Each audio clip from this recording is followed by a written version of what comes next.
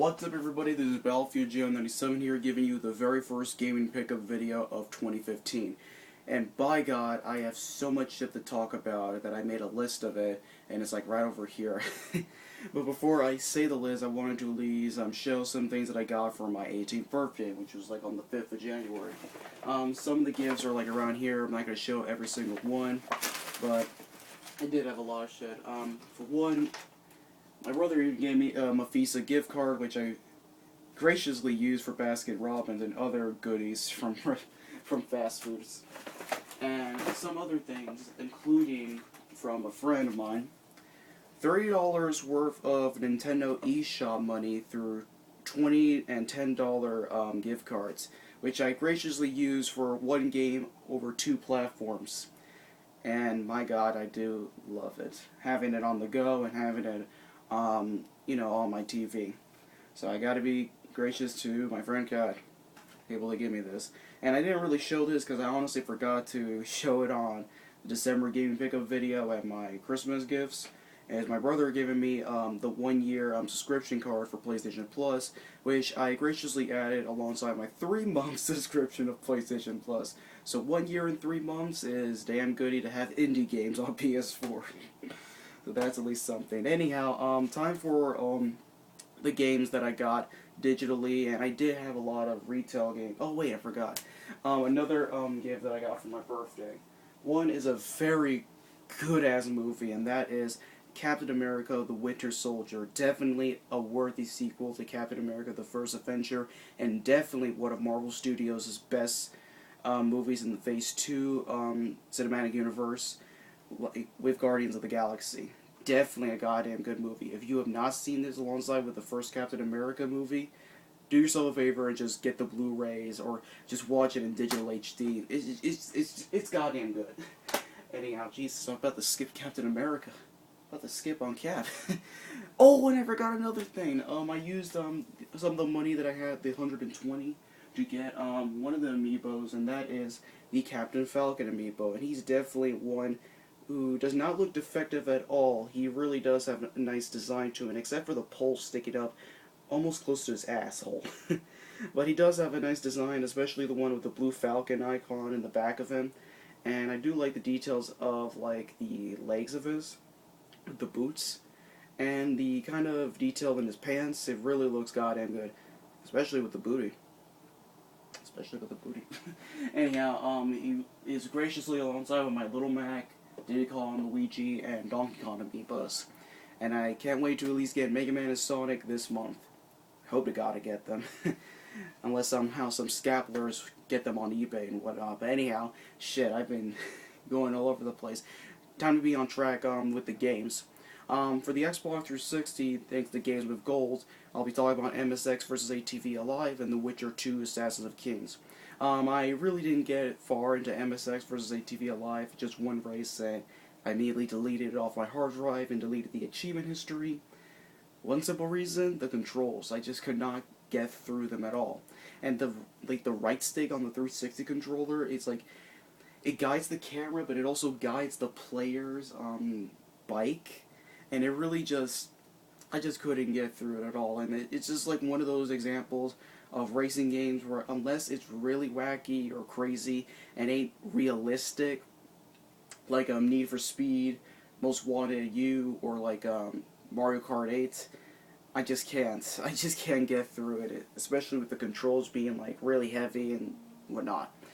But at least The Witcher 2 Assassins of Kings got my attention over MSX vs. ATV Alive, despite some issues with the controls. But this was a game designed for the PC keyboard and mouse.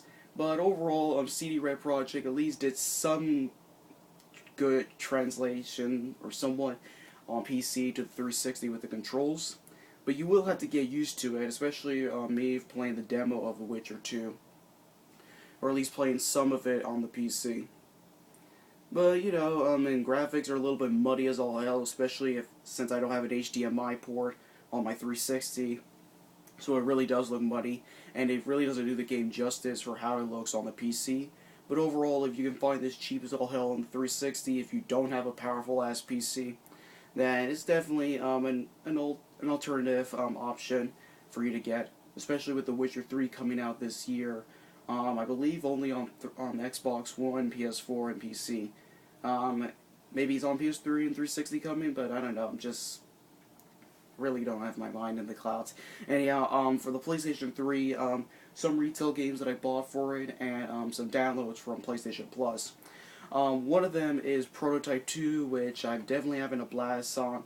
I still have fun with the Prototype games than Infamous, but they're still mindless hack and slash open world mayhem that it really has gotten good. Storyline, intriguing, but the characters I just don't give a shit about, especially the main character. The other games in the list, oh yeah, DuckTales Remastered. I didn't get the chance to play it on the PS3. I just downloaded it, and then for how I didn't have that much hard drive space, I was like, you know what? I'll just have it in my download history. But overall, I did play a lot of DuckTales Remastered on my Wii U. Oh wait, the Wii U gamepad isn't there.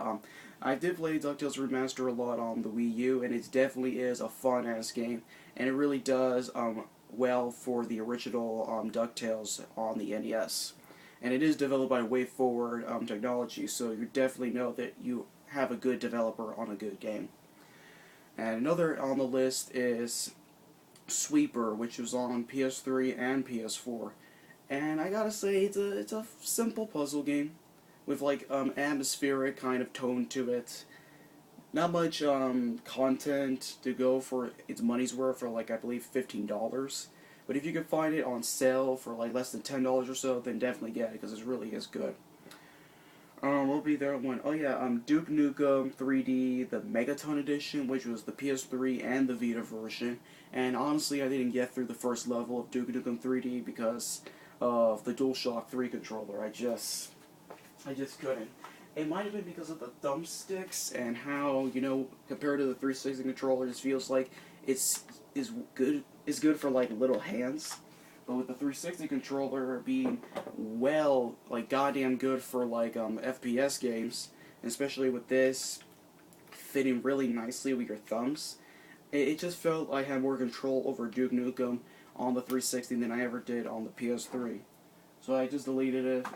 It's on my hard drive. I don't know about the Vita version's controls because I don't have a Vita, so that'd be something else. There was another PS3 download, but I don't know for sure. But I really want to get ahead of this video to talk about some games that I got, and that of course is Metal Gear games, and that is the Metal Gear Solid HD Collection for $20 brand new. Basically 5 games in one. You have Metal Gear 2 Solid Snake, Metal Gear Solid 2 Sons of Liberty, Metal Gear Solid 3 Snake Eater, and the PSP HD version of Metal Gear Solid Peace Walker. Now I got the chance to finish Metal Gear 2 Solid Snake, Metal Gear Solid 2, and I'm currently in the middle of Metal Gear Solid 3 on the PS3. And it definitely is a goddamn good port, collection, remastered, remake, whatever the hell you want to say to categorize this. It really is goddamn good, except for one bit with the intro being out of sync in Metal Gear Solid 3, which I fucking hate. But overall, it's a goddamn good package, especially for $20 with 5 games. It definitely is good, but if you can find the Legacy Collection brand new, then definitely get that over this, because you're going to get a lot more games and a lot more content to immerse yourself in this crazy fucking clusterfuck universe of the Metal Gear series. And speaking of Metal Gear Solid, to go alongside after finishing Metal Gear Solid 3, I wanted the chance to relive this classic PS3 game. And that, of course, is Metal Gear Solid 4 Guns of the Patriot for $5 used. And for $5 used, the condition of the box isn't that bad, or at least get fussy over. And I did try it out, and it does work. So after I finish Metal Gear Solid 3, I'll be reliving this classic for the 3rd time. The final battle, hopefully for Solid Snake, and isn't rehashed as fuck over the series. But yeah, that'll be it. Xbox, PlayStation, now let's go for Nintendo, and I do have a lot of things for like the Wii U. Mostly 3 of them being Wii classic games, and the other is Shovel Knight for the Wii U and on the Nintendo 3DS. So the game that I mentioned from the $30 worth of eShop money, I used the $20 to get both Shovel Knight on the Wii U and the 3DS. when it was like $10 for both platforms. So that was a goddamn good deal to get to get one fantastic game on both platforms. And the Wii U, yeah, Shovel Knight looks goddamn fantastic in HD. The controller options for gamepad and Pro Controller, goddamn good. 3DS looks crisp as all hell since it's like pixelated and it really doesn't look that bad. And the 3D is goddamn good in so many sections, especially at the final area. Anyhow, let me go back to the Wii U. For the Wii Classics, that was Super Mario Galaxy 2, Punch-Out, and Metroid Prime Trilogy. Now, I would have liked them to at least clean up the presentation for these Wii Classic games, but for like $10. And even if I didn't get the games for $10 and they were $20, they were still goddamn good deals, especially compared to even in the local mom and pop game stores near me. Because if I have to get any of them in hard copies, they're either still $30 to $40, or in Metroid Prime Trilogy's case, in the reprints, for whatever reason, they're in the used section, $50 or so in my GameStop, which is fucking bullshit. But, you know, even then, $30 for three classic Wii games, especially Metroid Prime Trilogy for like 3 games in one, it was a goddamn steal, and definitely a lot of fun reliving them, especially using the Wii controller. Goddamn good as all hell. And on the 3DS, I actually bought another game for the 3DS retail, and of course is Metal Gear Solid, and that is Metal Gear Solid 3D Snake Eater. Now, to be honest, for how so many people were telling me that this was a bad version of Snake Eater, I really didn't see that. Yeah, there are some dips in frame rates, and there are some content like cut out, but overall, it's kind of like an experimental Snake Eater if you really played the game a lot on the console and you really wanted to try something new with Snake Eater. I definitely would pick this up, and it definitely is one of the few Nintendo 3DS games that I played to actually use the 3D to its fullest. And by God, this really was worth my money for $15 brand new. Definitely a goddamn steal. And I'm currently playing that, and I'm like doing the battle with Fulgen. Goddamn crazy motherfucker. And did you also know he's voiced by the same dude who did Norman Osborn and the Green Goblin in the 90s Spider-Man? Now you know with the Kuwabara, going all over their shit. Another thing for 3DS is the Monster Hunter 4 Ultimate demo and Codename Steam demos. Goddamn great. I'm not gonna get Monster Hunter 4 when it releases, but if I do finish up my hunt for the Mega Man and Sonic Amiibos, I might definitely get Codename Steam. So yeah, that's it for like all the shit that I got last month. I definitely hope to show even more shit that I got this month, so that next month I could show the February game pickup videos. Like, favorite, subscribe, comment. See you guys later.